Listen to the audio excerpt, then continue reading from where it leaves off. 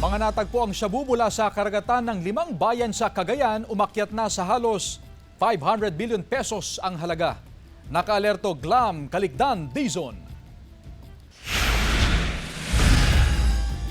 Isang mangingisda umano ang nakakita sa sako na may nakasulat na Chinese characters sa pagitan ng Camiguin Island at Cape Inganyo sa Cagayan, umaga noong Martes. Sa kanyang pagdatangkang buksan ito, napunit ang pakete at tumaga sa dagat ang bahagi ng white crystalline substance. Agad naman niya itong isinuko sa pulisya.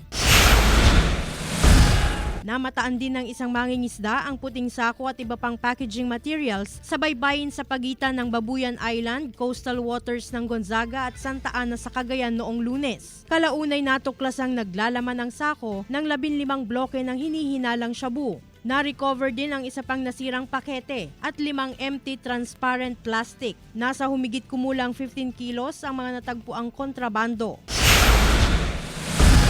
Sa Santa Praxedes naman, isang barangay kagawad ang nakakita ng mga pakete na palutang-lutang sa dagat noong Sabado. Tinatayang nasa 750 grams ang bigat nito. Nauna rito, may mga natagpuan ng shabu sa mga baybaying bahagi ng Claveria at Calayan. Sa kabuuan, umakyat na sa halos 500 milyong piso ang halaga ng mga natagpuang shabu sa dagat sa 5 bayan sa Cagayan. Inaalam pa ng pulisya kung ilang kilo ang kabuuan ng mga na-recover na shabu sa dagat.